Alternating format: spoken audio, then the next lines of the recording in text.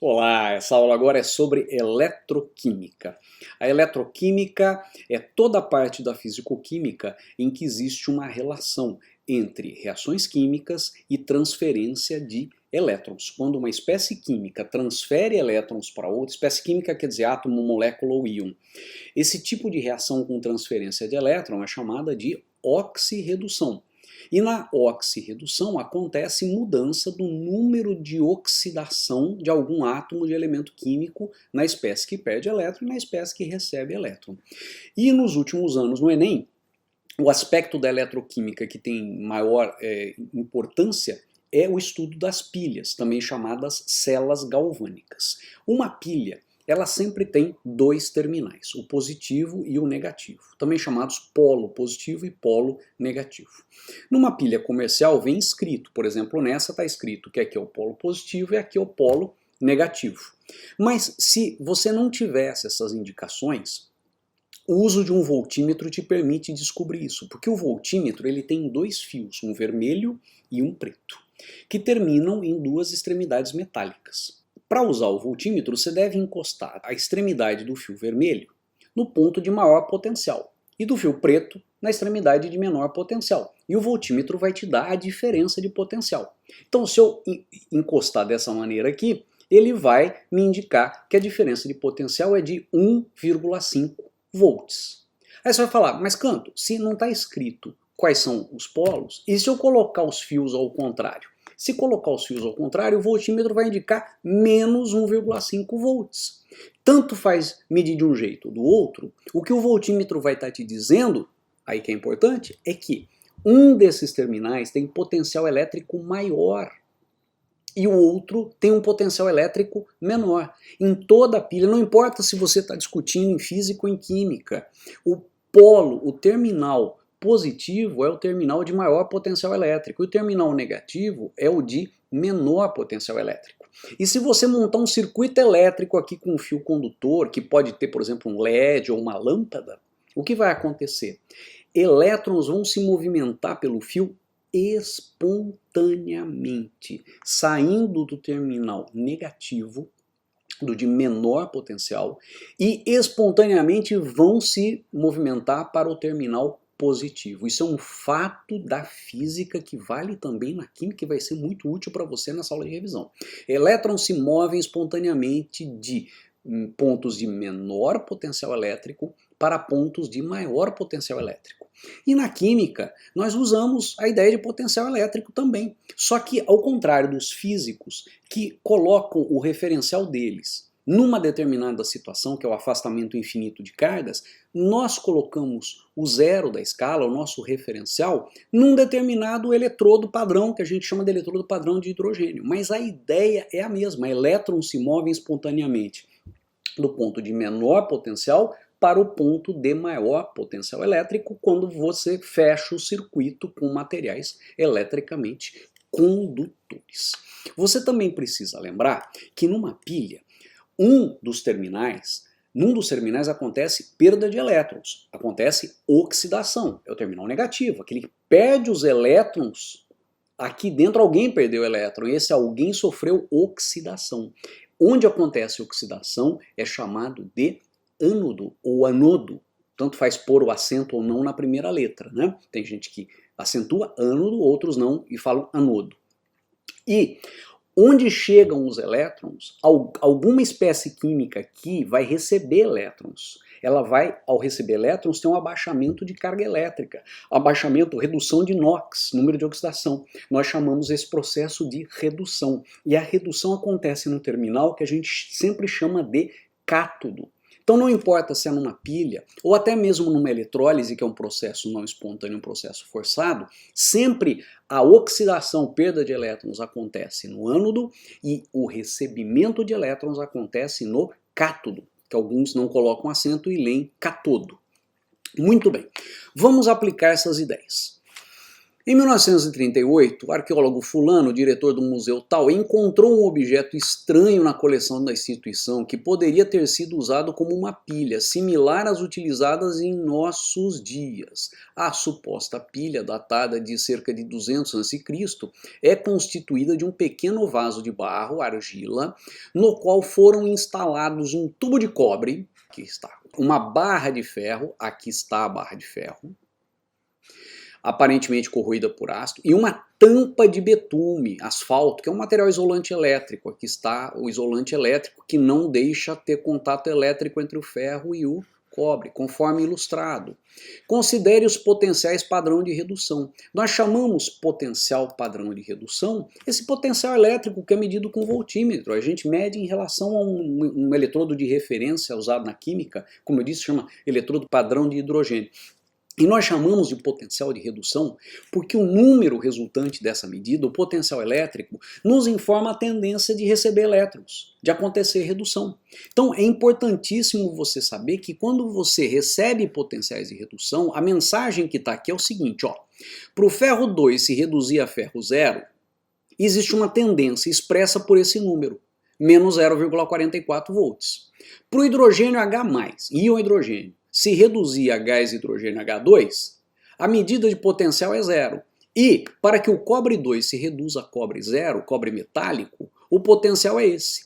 E quanto maior for esse potencial, que é chamado potencial de redução pela razão que eu te expliquei, quanto maior for esse potencial, maior a tendência de acontecer redução. Então, diante dessa informação, você já automaticamente tem que pensar que a tendência de o cobre se reduzir é maior que a dos outros. Por outro lado, o menor potencial de redução é esse. Significa que a tendência do ferro se reduzir é menor que dos outros. Em contrapartida, se ele é o que tem menor tendência de se reduzir, ele é o que tem maior tendência de se oxidar, ou seja, de sofrer o processo contrário. Então a leitura desses potenciais me informa que há uma alta tendência do cobre 2 se reduzir a cobre 0 e do ferro 0 se oxidar a ferro 2. Isso configura aqui uma situação eletroquímica. Nessa montagem que ele supõe ser uma pilha, qual dos componentes atuaria como cátodo? O que é o cátodo? Cátodo é onde acontece redução, sempre, recebimento de elétrons. Quem vai receber elétrons? Aquele que tem maior tendência para se reduzir, receber elétrons e ter diminuição da sua carga. Quem tem maior tendência a se reduzir, conforme eu analisei aqui, é o cobre 2, que tende a se reduzir para cobre 0. Então, é de se esperar que vai atuar como cátodo a parte do dispositivo onde pode acontecer uma redução de cobre 2 para cobre 0. E onde vai ser isso? Vai ser, obviamente, no tubo de cobre. Então, o tubo de cobre é aquele que tem a possibilidade de atuar como cátodo. E se alguém perguntasse onde haveria tendência de acontecer oxidação? Aí a resposta seria tendência de oxidação de ferro 0 para ferro 2 seria na barra de ferro, e a barra de ferro tenderia a atuar como ânodo, mas não foi essa a pergunta que ele fez. O que ele perguntou é qual tende a atuar como cátodo e, portanto, é o tubo de cobre. Então, correndo o risco de ser esclerosado e repetitivo e sendo, cátodo é onde acontece redução, ânodo é onde acontece oxidação. Maior potencial elétrico, potencial de redução, maior tendência a receber elétrons. Então, por exemplo, aqui na pilha, né, o terminal positivo tem maior potencial elétrico, maior potencial de redução, a tendência é que os elétrons cheguem aqui para provocar redução. E aqui você tem alguma espécie química com baixo potencial de redução, o que significa alta tendência a sofrer oxidação, que é perder elétrons para o circuito externo. Vamos exercitar isso em mais um caso aqui, ó. Grupos de pesquisa em todo o mundo vêm buscando soluções inovadoras visando a produção de dispositivos para a geração de energia elétrica. Dentre eles pode-se destacar as baterias de zinco-ar, que combinam o oxigênio atmosférico e o metal zinco em um eletrólito aquoso de caráter alcalino. O esquema de funcionamento está representado na figura. no funcionamento da bateria. A espécie química formada no ânodo é... Então, de novo, temos uma questão sobre cátodo e ânodo. O ânodo é onde acontece a oxidação. Então, você teria que buscar aqui pistas que te digam onde acontece a oxidação. Será que a oxidação é nesse eletrodo ou a oxidação é nesse eletrodo? Bom, qual a informação que você tem aqui? Ó? O O2, que ele menciona ser um dos reagentes na pilha, ele se transforma em OH-. Ora, o número de oxidação do oxigênio aqui é 0, porque é uma substância simples.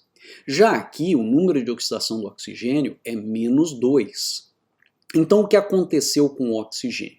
Ele foi de número de oxidação 0 para número de oxidação -2. Aconteceu, portanto, uma redução, uma diminuição do número de oxidação. Então, nesse eletrodo, por ter acontecido uma redução, aqui é o cátodo. E, consequentemente, o outro eletrodo é o ânodo. Então, aqui acontece a oxidação.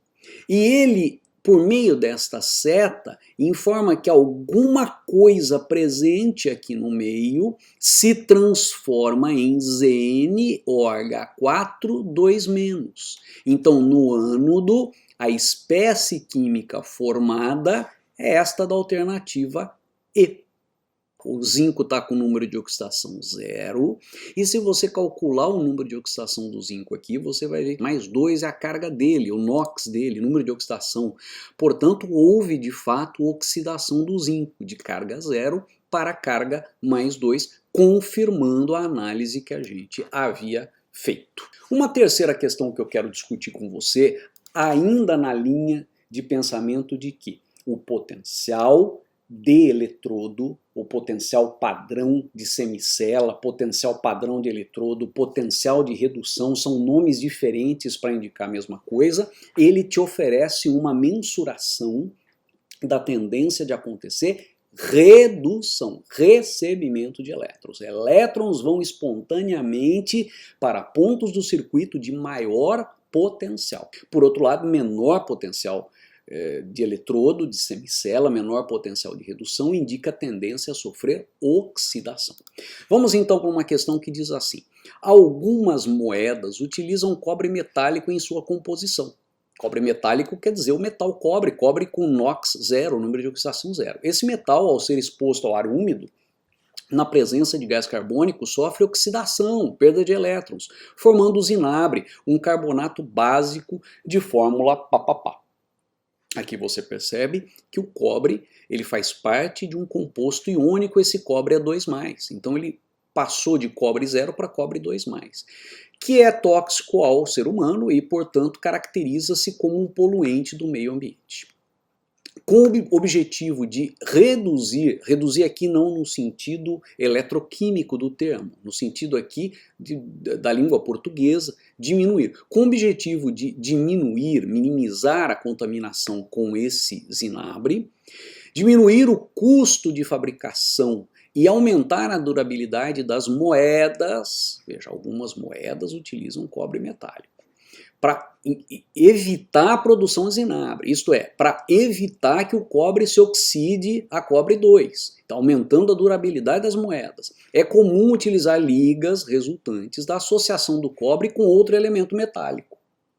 A propriedade que o metal associado, esse outro elemento metálico, ao cobre, deve apresentar para impedir a formação de zinabre nas moedas é, comparado ao cobre, ora, o cobre metálico se oxida a cobre 2, perde elétrons. Se eu quero impedir que ele se oxide, eu preciso ligá-lo, fazer a aleação, isto é, a liga, com um elemento que tenha tendência maior que ele de perder elétrons. Porque se na mesma moeda eu tiver o cobre e um outro elemento metálico, e esse outro elemento tem uma tendência de se oxidar maior que ele, o outro elemento se sacrifica, vai ser um metal sacrificial, e ele vai proteger o cobre.